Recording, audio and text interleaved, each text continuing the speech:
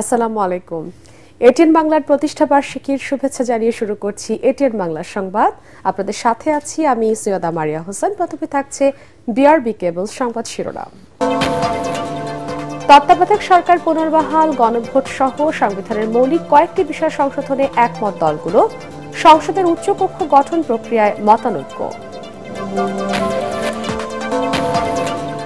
আইন শৃঙ্খলার অবনতি ঘটিয়ে নির্বাচন পেছানোর ষড়যন্ত্র চলছে, অভিযোগ বিএনপির।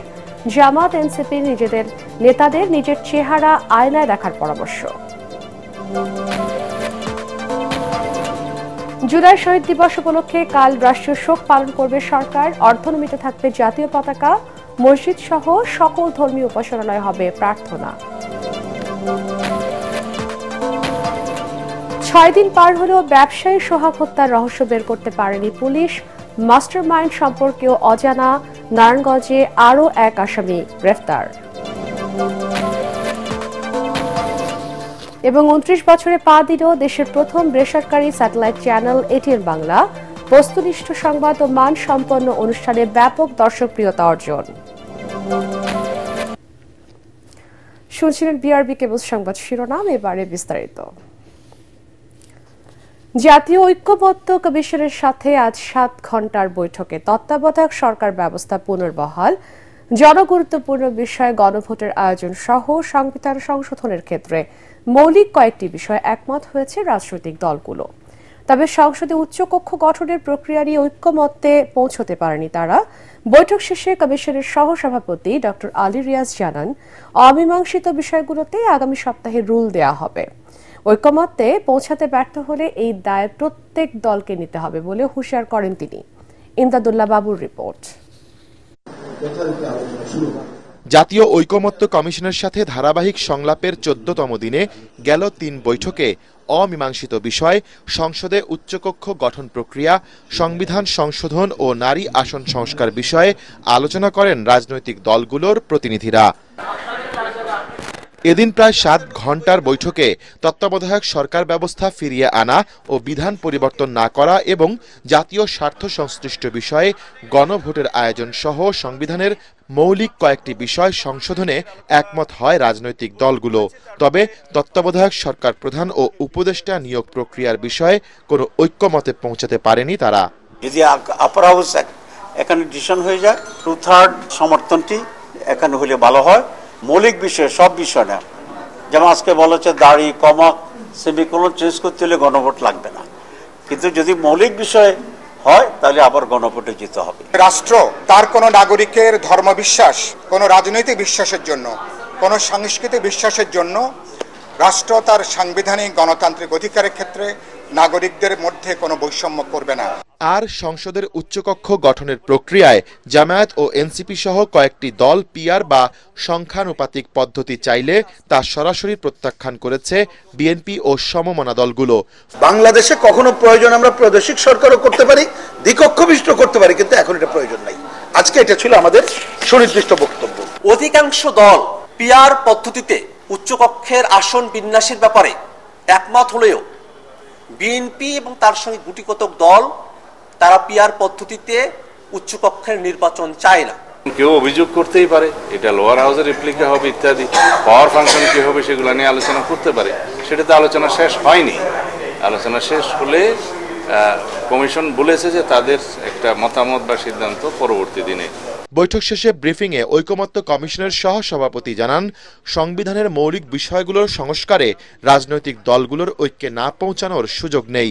এ নিয়ে দলগুলোর অনড় অবস্থানে উষ্মা প্রকাশ করেন কমিশনের সহসভাপতি।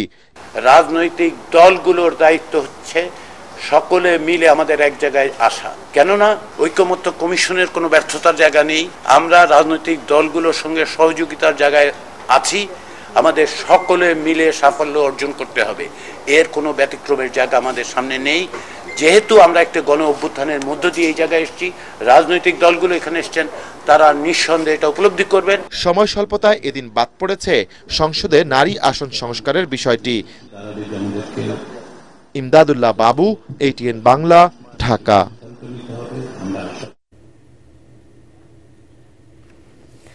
সংবিধানের পঞ্চদশ সংশোধনী বাতিল করে হাইকোর্টের দেওয়া রায়ে তত্ত্বাবধায়ক সরকারের ফিরে আসার পথ সুগম হয়নি বলে মনে করে সুশাসনের জন্য নাগরিক সুজন। রায়ে অস্পষ্টতা দূর করতে চলতি মাসেই আপিল করার কথা জানিয়েছে সংগঠনটি। রাজধানীর ফরেন সার্ভিস একাডেমিতে ব্রিফিংয়ে সুজন সভাপতি ডক্টর বদিউল আলম মজুমদার বলেন, পঞ্চদশ সংশোধনীর রায়ের মাধ্যমে পুরোপুরিভাবে তত্ত্বাবধায়ক সরকার ফিরে আসেনি। আপিল বিভাগে ত্রয়োদশ সংশোধনীর ভাগ্য ঝুলে থাকায় তত্ত্বাবধায়ক সরকার ফেরার পথ এখনও সংকুচিত বলে জানান তিনি। হাইকোর্টে মামলা হয়েছে, আলোচিত হয়নি এবং পুরোপুরি পঞ্চদশ সংশোধনী মামলা রায়ে যে তত্ত্বাবধায়ক সরকার ব্যবস্থাটা ফিরে এসছে, কিন্তু আমরা যতগুলো রিমেডি চেয়েছিলাম সে সবগুলো পাইনি। তো সেই জন্য আমরা খুশি, কিন্তু সবগুলো পাইনি। তত্ত্বাবধায়ক সরকার ব্যবস্থাটা ফিরে আসার সম্ভাবনা সৃষ্টি হয়েছে, আর ওই যে পঞ্চদশ সংশোধনী বাতিল হয়েছে। তো আমরা আপিল করব যাতে আমরা অন্যান্য যেসব রিমেডিগুলো চেয়েছি সেগুলো যাতে পেতে পারি এবং এটা একটা ফাইনালিটিতে পৌঁছে, অর্থাৎ এই রায়টা যেন একটা চূড়ান্ত পর্যায়ে পৌঁছে।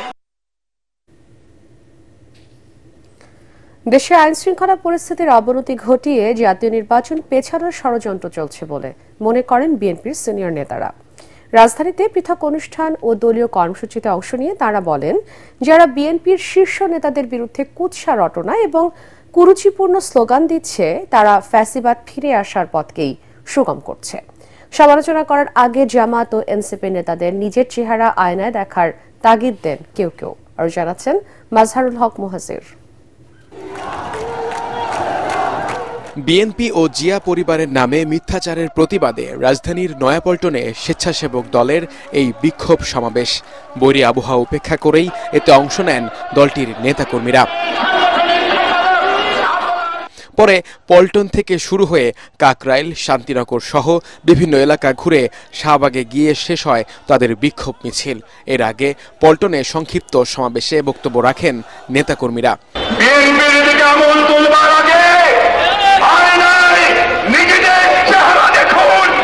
এদিকে জুলাই গণঅভ্যুত্থানের বর্ষপূর্তি উপলক্ষে ইঞ্জিনিয়ার্স ইনস্টিটিউশনে বিএনপির পেশাজীবী আলোচনা সভার ভেন্যু পরিদর্শন করেন দলের স্থায়ী কমিটির সদস্য ডাক্তার AZM জাহিদ হোসেন। পরে সাংবাদিকদের তিনি বলেন, বিএনপির শীর্ষ নেতাদের বিরুদ্ধে কটূক্তি পরিকল্পিত ষড়যন্ত্রেরই অংশ।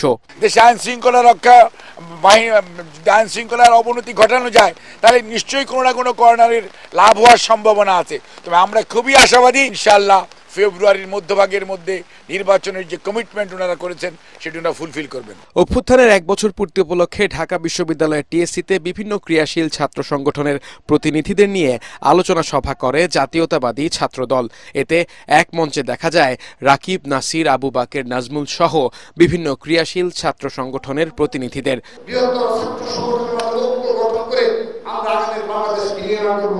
অনুষ্ঠানের প্রধান অতিথি বিএনপির স্থায়ী কমিটির সদস্য সালাউদ্দিন আহমেদ স্মৃতিচারণ করেন তারই এলাকার সন্তান ছাত্রদলের প্রথম শহীদ ওয়াসিমকে নিয়ে। মাত্র 2 সপ্তাহ আগে আমাকে শিলং গিয়ে দেখে এসছে, সেই আমার সাথে তোলা ফটো ফেসবুকে প্রোফাইলে দিয়েছে। যখন তার শাহাদাত বরণের কথা শুনলাম, ভিডিওতে দেখলাম, আমি বাকরুদ্ধ হয়ে গেলাম। জুলাইয়ের ঐক্যের মধ্যে ফাটল ধরানোর চক্রান্ত হচ্ছে বলে অভিযোগ দলের সিনিয়র এই নেতার। যারা গণতান্ত্রিক শক্তিগুলোর মধ্যে ফাটল ধরানোর চেষ্টা করছে, যারা বিভিন্ন রকমের ঘটনায় বিএনপি সহ অন্যান্য দলের শীর্ষ নেতৃবৃন্দদের নামে কুৎসা রটানোর চেষ্টা করছে, বিভিন্ন রকমের স্লোগানের মধ্য দিয়ে বিভক্তির চেষ্টা করছে জাতির মধ্য দিয়ে, তারা ফ্যাসিবাদের আগমনকে বোধহয় স্বাগতম জানায়। তিনি আরো বলেন, জুলাইয়ের ঐক্যই হবে একমাত্র শক্তি যার উপর ভর করে এগিয়ে যাবে আগামীর বাংলাদেশ। সিবিআর অত্যাচার নির্যাতনের মাজহারুল হক মুহাজির, এটিএন বাংলা, ঢাকা। তাকে ক্ষমা করা হবে না। মুক্তিযোদ্ধা বনাম রাজাকারের বিভেদ বাঁধিয়ে সাবেক প্রধানমন্ত্রী শেখ হাসিনা গোটা দেশকেই বিভাজিত করে রেখেছিল, এমন মন্তব্য করেছেন জাতীয় নাগরিক পার্টি এনসিপির আহ্বায়ক নাহিদ ইসলাম। তিনি বলেন, মুজিববাদী আদর্শ গত 50 বছর দেশকে বিভাজিত করে রেখেছিল। 24-এর গণঅভ্যুত্থানের মধ্য দিয়ে এই বিভাজনকে তোয়াক্কা না করে দেশ এগিয়ে যাচ্ছে। দেশ করতে জুলাই পদযাত্রার 15তম দিনে বিকেলে ভোলা প্রেস ক্লাব চত্বরে পথসভায় নাহিদ ইসলাম এসব কথা বলেন। এ সময় উপস্থিত ছিলেন এনসিপির দক্ষিণাঞ্চলের মুখ্য সংগঠক হাসনাত আব্দুল্লাহ, উত্তরাঞ্চলের মুখ্য সমন্বয়ক সার্জিস আলম, জ্যেষ্ঠ যুগ্ম আহ্বায়ক সামান্তা শারমিন, যুগ্ম আহ্বায়ক মুজাহিদুল ইসলাম শাহিন ও ডাক্তার তাসলিম জারা সহ আরো অনেকে। 14 জুলাই রাত থেকেই এই গণ অভ্যুত্থান কোটা সংস্কার আন্দোলন থেকে রাজনৈতিক দিকে রূপ লাভ করে শেখ হাসিনার বক্তব্যের প্রতিবাদে বাংলাদেশের ছাত্র সমাজ নেমে এসেছিল। বাংলার নারীরা, বাংলাদেশের ছাত্রীরা, শিক্ষার্থীরা অকুতোভয় সাহসিকতার সাথে সামনে গিয়েছিল, নির্যাতিত হয়েছিল। জুলাই শহীদ দিবস উপলক্ষে আগামীকাল রাষ্ট্রীয় শোক পালন করা হবে। অর্ধনমিত থাকবে জাতীয় পতাকা।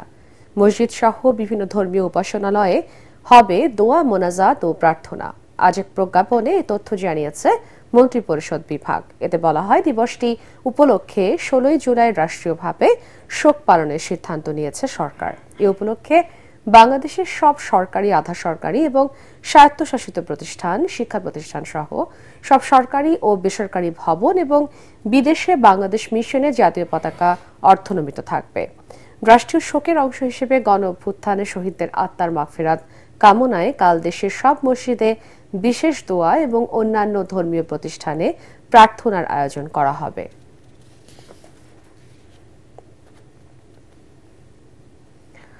জুলাই গণ অভ্যুত্থানের সূচনা লগ্নে 2024 সালের এই দিনে ঢাকা মেডিকেলে চিকিৎসা নিতে যাওয়া কোটা সংস্কার আন্দোলনে আহত শিক্ষার্থীদের ওপর হামলা করে ছাত্রলীগ।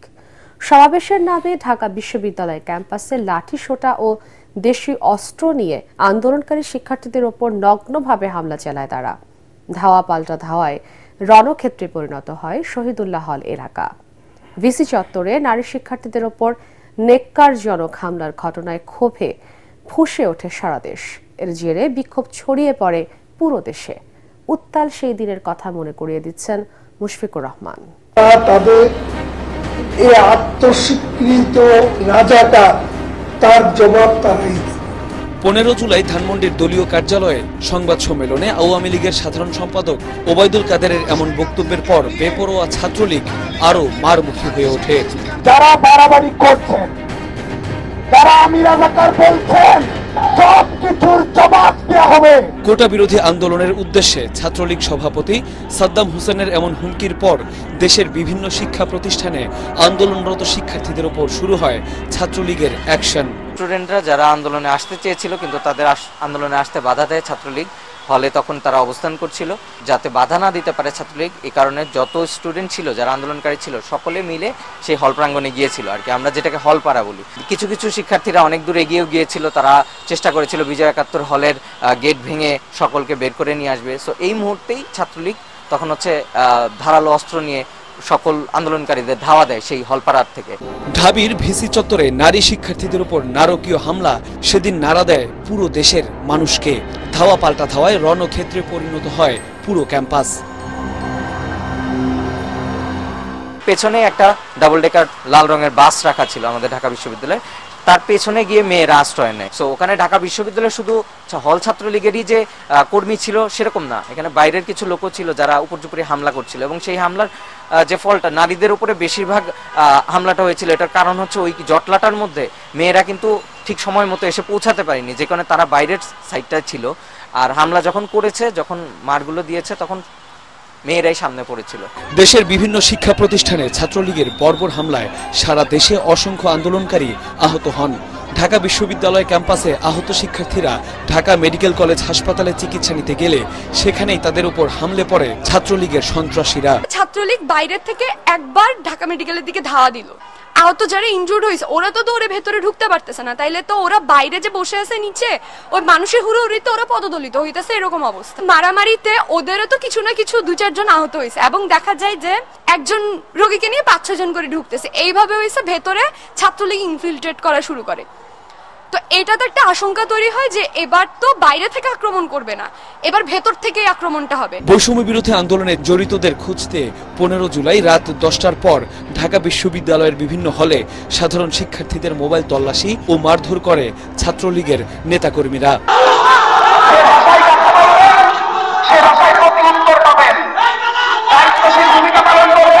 এদিকে স্বৈরাচারের পেটোয়া বাহিনীর নৃশংসতাকে বৃদ্ধাঙ্গুল দেখিয়ে আন্দোলনকে আরো বেগবান করে সারা দেশের শিক্ষার্থীরা। শপথ নেন দাবি আদায় না হওয়া পর্যন্ত রাজপথ না ছাড়ার। মুশফিকুর রহমান, এটিএন বাংলা, ঢাকা। এবারে অন্যান্য প্রসঙ্গ। নতুন করে 5 দেশে ভোটার রেজিস্ট্রেশন করার অনুমতি দিয়েছে পররাষ্ট্র মন্ত্রণালয়। এর মধ্যে রয়েছে যুক্তরাষ্ট্র, সাউথ আফ্রিকা, ওমান ও জর্ডান। এছাড়া জাপান ও মালদ্বীপেও প্রবাসীদের ভোটার করার প্রক্রিয়া চলছে বলে জানিয়েছেন জাতীয় পরিচয়পত্র নিবন্ধন অনুবিভাগ এনআইডির মহাপরিচালক এস.এম. হুমায়ুন কবির।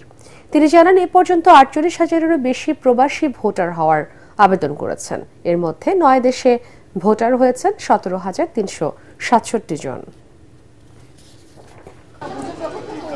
আমরা যুক্তরাষ্ট্রের ওয়াশিংটন ডিসি সহ নিউ ইয়র্ক সহ সবগুলো জায়গায় আমাদের যেখানে অফিস আছে ওগুলোতে আমরা এইটা চালু করার সম্মতি পেয়ে গেছি। আমরা ওমানেরটা পেয়েছি, আফ্রিকার মধ্যে দক্ষিণ আফ্রিকা ওটাও আমরা পেয়েছি, এবং জর্ডানের পেয়েছি। জর্ডানেও প্রচুর বাংলাদেশে বসবাস করে। এর বাইরে আমরা আপনার আমেরিকায় পেয়েছি। আমরা এখন ফলো আপ করছি যাতে আমাদের এনরোলমেন্টটা বাড়ে। মালদ্বীপে আমরা শুরু করতে যাচ্ছি, মালদ্বীপটা আছে। ইন্ডিপেন্ডেন্ট পাওয়ার প্ল্যান্টের চুক্তি রিভিউ করা হবে বলে জানিয়েছেন অর্থ উপদেষ্টা ডক্টর সালেউদ্দিন আহমেদ। সচিবালয়ে সরকারি ক্রয় সংক্রান্ত উপদেষ্টা কমিটির বৈঠক শেষে তিনি সাংবাদিকদের কথা বলেন। আওয়ামী লীগ সরকারের আমলে ইন্ডিপেন্ডেন্ট পাওয়ার প্ল্যান্ট নিয়ে হওয়া চুক্তিতে অনেক অসংলগ্নতা থাকায় সেগুলো রিভিউ করার সিদ্ধান্ত নেওয়া হয়েছে বলে জানান তিনি। বৈঠক শেষে সিদ্ধান্তের বিষয়ে অর্থ উপদেষ্টা সাংবাদিকদের বলেন, ইন্ডিপেন্ডেন্ট পাওয়ার প্ল্যান্ট খাতে অনেক বিদেশি কোম্পানিও আছে। তাদের চুক্তিগুলো পর্যালোচনা করতে হাইকোর্ট থেকে একটা নির্দেশনা আছে। এজন্য আইনি সহায়তা দরকার বলেও জানান তিনি।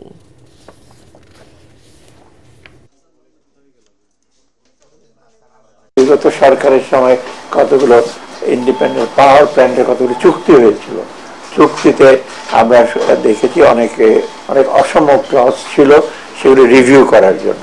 এবং রিভিউ করার জন্য এখানে অনেকগুলো কোম্পানি আছে, বিদেশি কোম্পানি, তাদের চুক্তিগুলো রিভিউ করার জন্য হাইকোর্ট থেকে একটা নির্দেশনা আছে। প্রধান উপদেষ্টা ডক্টর মোহাম্মদ ইউনূসকে জাতীয় সংস্কারক ঘোষণা করার কোনো ইচ্ছে নেই বলে জানিয়েছে সরকার। প্রধান উপদেষ্টার প্রেস উইং থেকে পাঠানো বিবৃতিতে বলা হয়, হাইকোর্টের একটি বেঞ্চ রুল জারি করে জানতে চেয়েছেন কেন ডক্টর ইউনূসকে জাতীয় সংস্কারক ঘোষণা করা হবে না। উচ্চ আদালতের আদেশের অনুলিপি পাওয়ার পর রুলের জবাব দেবে সরকার। ডক্টর ইউনূসকে এ ধরনের কোনো উপাধি দেওয়ার পরিকল্পনা সরকারের নেই। রিট আবেদনকারী নিজেই এই আবেদন করেছেন বলে বিবৃতিতে উল্লেখ করা হয়। এতে আরও বলা হয়, কোনো ভিত্তিতে এই নির্দেশনা চাওয়া হয়েছে তা অস্পষ্ট। অ্যাটর্নি জেনারেলের কার্যালয়ে বিষয়টি নিষ্পত্তি করবে।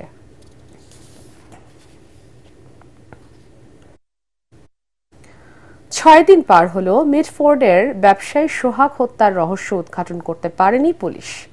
এই হত্যার মাস্টারমাইন্ড সম্পর্কেও কোনো তথ্য দিতে পারেনি ঢাকা মহানগর পুলিশ। তবে পলাতক আসামিদের গ্রেফতারের অভিযান অব্যাহত রয়েছে।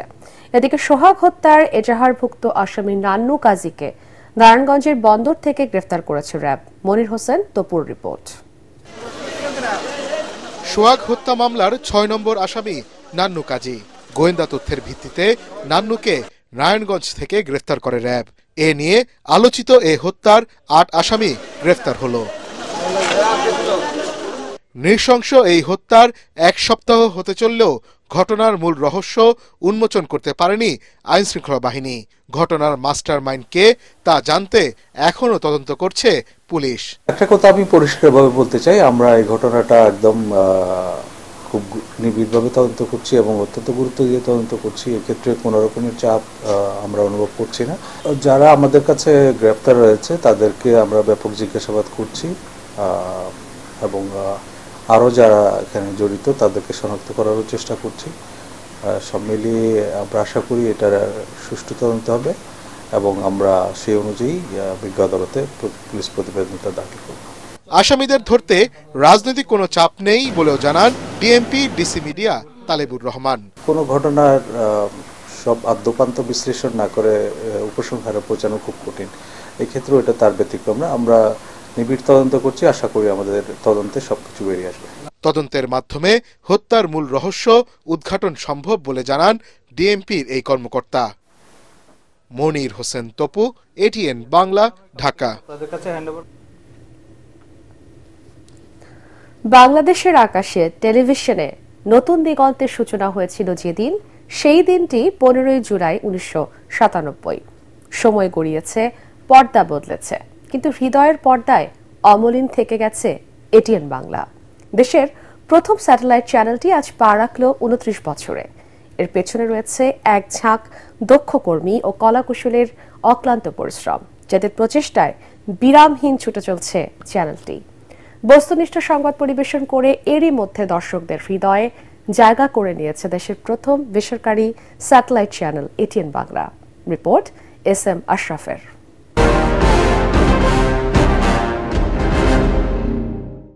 1997 সাল বাংলাদেশের টেলিভিশনের ইতিহাসে শুরু হয় এক নতুন অধ্যায়। দেশে প্রথমবারের মতো আকাশ ছুঁয়ে সম্প্রচার শুরু করে স্যাটেলাইট টেলিভিশন এটিএন বাংলা। যখন ব্রডকাস্ট মানে ছিল শুধুই স্বপ্নে জেগে থাকা, তখনই সাহসী এক উদ্যোগে দুঃসাহসী যাত্রায় পা রেখেছিলেন চ্যানেলটির চেয়ারম্যান ডক্টর মাহফুজুর রহমান।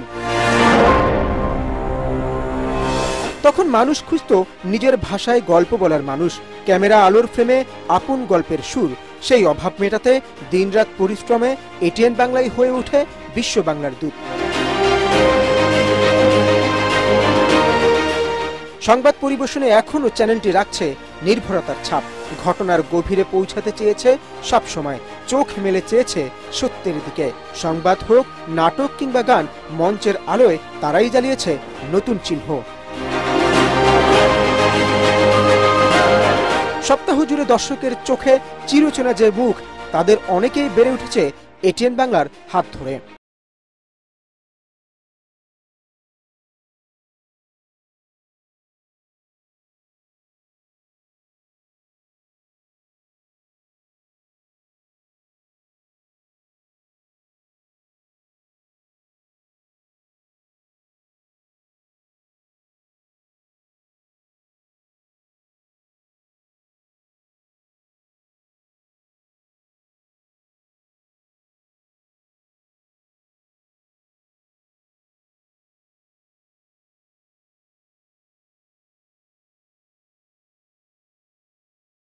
জনপ্রিয় টক শো ইস্পাহানি মির্জাপুর শুভরাত্রি, যে কথা কেউ বলেনি, নিটল টাটা, এটিএন সংলাপ, কৃষি বিষয়ক অনুষ্ঠান, সোনালী দিন, চায়ের চুমুক সহ নানা আয়োজন।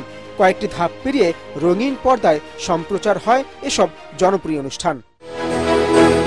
29-এর দোরগোড়ায় দাঁড়িয়ে শ্রদ্ধা, ভালোবাসা আর অভিনন্দনে আমাদের প্রত্যাশা, দীর্ঘ হোক এই পথ চলা, উজ্জ্বল হোক আগামী দিনের পৃষ্ঠা। শুভ জন্মদিন ATN Bangla. SM. Ashraf, ATN Bangla.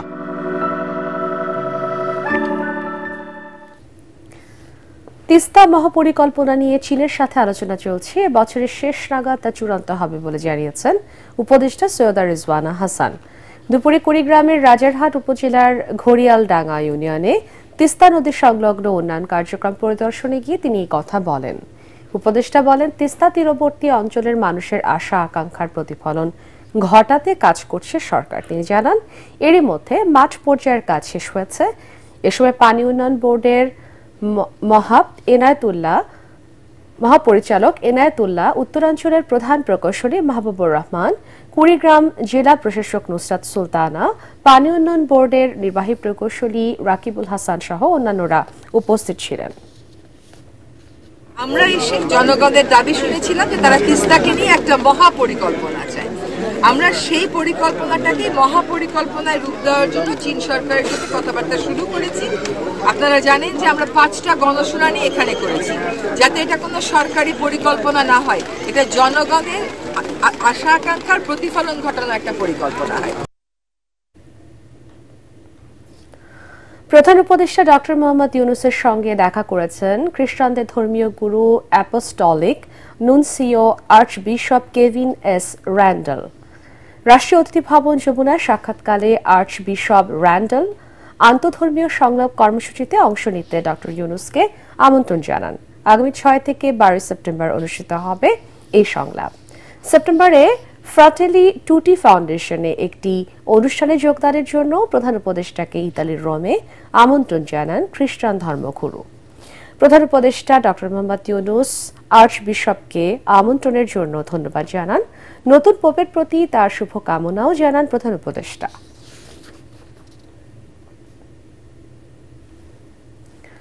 আগামীকাল অনুষ্ঠিত হবে Bangladesh private medical college association BPMC এর 2025-27 মেয়াদের কার্যনির্বাহী কমিটির নির্বাচন। এরই মধ্যে নির্বাচনের সকল প্রস্তুতি শেষ হয়েছে। এদিকে নির্বাচনের শেষ মুহূর্তে প্রচারণা চালাচ্ছেন মহিউদ্দিন মুকিত পরিষদ। দিন বদলের অঙ্গীকার নিয়ে বেসরকারি মেডিকেল কলেজ মালিকদের সাথে মতবিনিময় এবং কলেজের স্বার্থ সংশ্লিষ্ট নানা বিষয়ে কথা বলছেন তারা। নির্বাচনে 110 জন ভোটার 21 সদস্য বিশিষ্ট নির্বাহী কমিটি নির্বাচিত করবেন। এই নির্বাচনে মহিউদ্দিন মুকিত পরিষদ সহ মোট 2টি প্যানেল অংশ নিচ্ছেন, যেখানে 22 থেকে 42 নম্বর ব্যালটে সব পদে ভোট দেওয়ার অনুরোধ জানিয়েছেন তারা। মহিউদ্দিন মুকিত পরিষদ থেকে সভাপতি পদে ঢাকার আদ্দিন উইমেন্স মেডিকেল কলেজের ডাক্তার শেখ মহিউদ্দিন এবং সাধারণ সম্পাদক পদে সিরাজগঞ্জের নর্থ বেঙ্গল মেডিকেল কলেজের অধ্যাপক ডাক্তার MA মুকিত প্রতিদ্বন্দ্বিতা করছেন।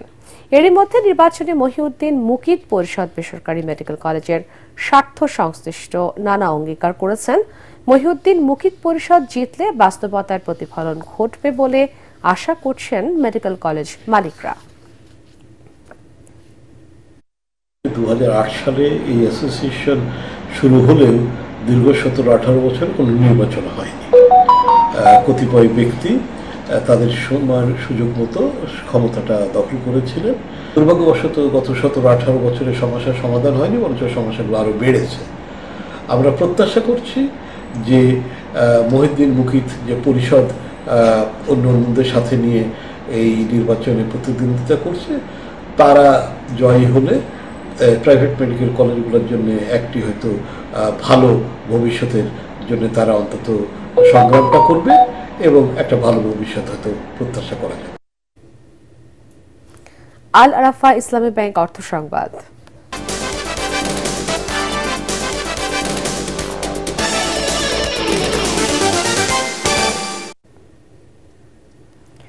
বিদ্যুৎ খাতের টেকসই অবকাঠামো, কৌশলগত পরিকল্পনা ও ভবিষ্যৎ নেতৃত্বে প্রকৌশলীদের ভূমিকা নিয়ে সেমিনার অনুষ্ঠিত হল বিদ্যুৎ ভবনে।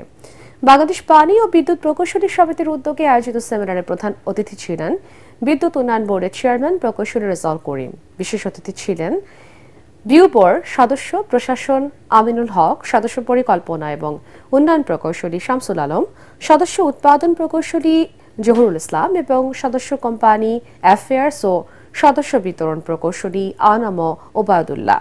অনুষ্ঠানে বিউ বোর্ডে কর্মরত প্রকৌশলী এবং ঊর্ধ্বতন কর্মকর্তারা উপস্থিত ছিলেন।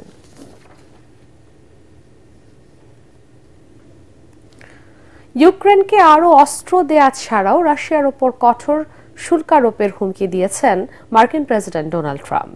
সোমবার হোয়াইট হাউসে ন্যাটো প্রধান মার্ক রুটের সঙ্গে বৈঠকে তিনি কথা বলেন। ট্রাম্প বলেন, যুক্তরাষ্ট্র ইউক্রেনকে প্যাট্রিয়ট এয়ার ডিফেন্স সিস্টেম ও অত্যাধুনিক ক্ষেপণাস্ত্র সহ কোটি ডলারের সামরিক সরঞ্জাম পাঠাবে। এই অস্ত্রের খরচ বহন করবে ন্যাটোর সদস্য দেশগুলো। এ সময় ট্রাম্প হুঁশিয়ারি দেন, পুতিন ইউক্রেনের সঙ্গে শান্তি চুক্তি করতে ব্যর্থ হলে আগামী 50 দিনের মধ্যে রাশিয়ার উপরে 100% পর্যন্ত শুল্ক আরোপ করা হবে।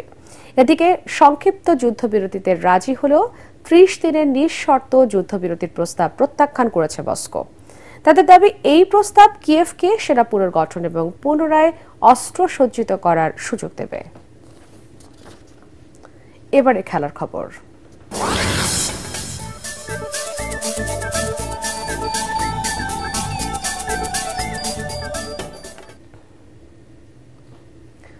টেস্ট এবং ওয়ানডে সিরিজ হারিয়ে টি-20 সিরিজটি নিজেদের করে নিতে চাইছে বাংলাদেশ। ম্যাচ পূর্ববর্তী সংবাদ সম্মেলনে তেমনটাই জানান টাইগারদের সিনিয়র সহকারী coach Mohammad Salahuddin. Winning combination ধরে রেখে তৃতীয় টি-20 ম্যাচটি জয়ের লক্ষ্য তাদের। কলম্বোর রানা সিংহে প্রেমাদাসা স্টেডিয়ামে আগামীকাল বাংলাদেশ সময় সন্ধ্যা 7:30টায় শুরু হবে ম্যাচটি। পরাগ আরমানের রিপোর্ট। বাংলাদেশ ও শ্রীলঙ্কার মধ্যকার তৃতীয় শেষ টি-20 ম্যাচটি রূপ নিয়েছে ফাইনালে। টেস্ট ও ওয়ানডে সিরিজের পরাজয়ের পর প্রথম টি-20 ম্যাচেও শ্রীলঙ্কার কাছে হারতে হয়েছিল বাংলাদেশকে। তবে দ্বিতীয় ম্যাচ জিতে ঘুরে দাঁড়িয়েছে টাইগাররা। ৮৩ রানের বড় জয়ে আত্মবিশ্বাসও বেড়েছে তাদের। সিরিজে চলছে ১-১ সমতা। সেই আত্মবিশ্বাসকে কাজে লাগিয়েই টি-20 সিরিজ জিততে চান টাইগারদের batting coach Mohammad Salahuddin. Last ম্যাচটা আমরা যেভাবে খেলেছি আমার মনে হয় ছেলেরা ভালো মোমেন্টাম পেয়েছে এবং কনফিডেন্সটাও আমাদের আসছে। তো আই হোপ দ্যাট এইখানে আমরা শেষটা ভালোভাবে করতে পারি এবং ইনশাআল্লাহ আমরা ভালো খেলার চেষ্টা করব। শক্তি বাড়াতে দলে খুব বেশি পরিবর্তনের সুযোগ নেই। নিজেদের প্ল্যান অনুযায়ী খেলতে চায় বাংলাদেশ, তাতেই সাফল্য আশা করছেন ব্যাটিং কোচ। খুব বেশি চেঞ্জেস আসলে নাইও করার মতো অপশনও নাই বাইরে, কারণ আপনারা হয়তো প্রথম ম্যাচের কথা অনেক কথা বলতেছেন। আসলে আমাদের বেঞ্চে তো আসলে ওরকম প্লেয়ার মিডল অর্ডার প্লেয়ার ছিল না। যে একটা ব্যাটসম্যানই ছিল সেটা নাইম ছিল, এছাড়া আমাদের আসলে কাউকে খেলানোর মতো অপশন ছিল না। জাকির ইনজুর ছিল। তো আমাদের যে স্ট্রেংথ আছে সেই স্ট্রেংথে আমরা যাব। আগের ম্যাচে কি হয়েছে সেটা ভাবনায় রাখতে রাজি নন সালাউদ্দিন। নিজেদের সেরা অস্ত্রই শ্রীলঙ্কার উপর প্রয়োগ করতে চান তিনি। লাস্ট ম্যাচে কি করছি সেটাও আসলে খুব বেশি গুরুত্বপূর্ণ না। কালকে আমরা যেন তাদেরকে হারাতে পারি সেই স্ট্র্যাটেজি নিয়ে আমাদের যেতে হবে, সেটা হচ্ছে বেশি ইম্পর্টেন্ট এবং তার জন্য আমাদের যা যা অস্ত্র নিয়ে যাওয়া দরকার সেটা নিয়ে আমরা নিয়ে যাব। এদিকে তৃতীয় ম্যাচ জিতে লঙ্কান সিংহরাও চাইছে টেস্ট এবং ওয়ানডের মতো টি-20 সিরিজটি নিজেদের করে নিতে। পরাগ আরমান, এটিএন বাংলা। শান্তি মার্ডির হ্যাট্রিকে সাফ অনূর্ধ্ব 20 নারী ফুটবল চ্যাম্পিয়নশিপের বৃষ্টিবিঘ্নিত ম্যাচে ভুটানকে 4-1 গোলে হারালো বাংলাদেশ। বসুন্ধরার কিংস অ্যারেনায় খেলার 7 মিনিটে শান্তি মার্ডির গোলে লিড পায় বাংলাদেশ। 1 গোলে এগিয়ে থেকে বিরতিতে যায় তারা, কিন্তু বৃষ্টিতে মাঠ খেলার অনুপযুক্ত হলে 3 ঘন্টা পর অন্য মাঠে খেলা শুরু হয়। একই দিনে 2 মাঠে একটি খেলা আয়োজনের ঘটনা ফুটবল ইতিহাসে বিরল। সেই বিরল ঘটনার ম্যাচে বাংলাদেশ দলের লেফট উইঙ্গার শান্তি মার্ডি হ্যাট্রিক করেন। বাংলাদেশের হয়ে অন্য গোলটি করেন বদলি খেলোয়াড় মুনকি আক্তার। ভুটানের হয়ে একটি গোল শোধ করেন সাংগায় ওয়াংমো। ডাবল লিগ পদ্ধতির এই আসরে 3 ম্যাচে 9 পয়েন্ট নিয়ে সবার উপরে আছে বাংলাদেশ। শেষ করার আগে বিআরবি কেবল সংবাদ শিরোনাম আরো একবার। তত্ত্বাবধায়ক সরকার পুনর্বহাল, গণভোট সহ সংবিধানের মৌলিক কয়েকটি বিষয় সংশোধনে একমত দলগুলো। সংসদের উচ্চকক্ষ গঠন প্রক্রিয়ায় মতানৈক্য। আইন শৃঙ্খলার অবনতি ঘটিয়ে নির্বাচন পেছানোর ষড়যন্ত্র চলছে, অভিযোগ বিএনপির। জামাত এনসিপি নিজেদের নেতাদের নিজের চেহারা আয়নায় দেখার পরামর্শ। জুলাই শহীদ দিবস উপলক্ষে কাল রাষ্ট্রীয় শোক পালন করবে সরকার। অর্ধনমিত থাকবে জাতীয় পতাকা। মসজিদ সহ সকল ধর্মীয় উপাসনালয় হবে প্রার্থনা। 6 দিন পার হলেও ব্যবসায়ী সোহাগ হত্যার রহস্য বের করতে পারেনি পুলিশ। মাস্টার মাইন্ড সম্পর্কেও অজানা। নারায়ণগঞ্জে আরও এক আসামি গ্রেফতার। এবং 29 বছরে পা দিল দেশের প্রথম বেসরকারি স্যাটেলাইট চ্যানেল এটিএন বাংলা। বস্তুনিষ্ঠ সংবাদ ও মানসম্পন্ন অনুষ্ঠানে ব্যাপক দর্শকপ্রিয়তা অর্জন। পরবর্তী সংবাদ দেখার আমন্ত্রণ জানিয়ে এখনকার মতো শেষ করছি। এটিএন বাংলার সংবাদ ইউটিউবে দেখতে ব্রাউজ করুন, youtube/এটিএন বাংলা নিউজ। ধন্যবাদ সবাইকে।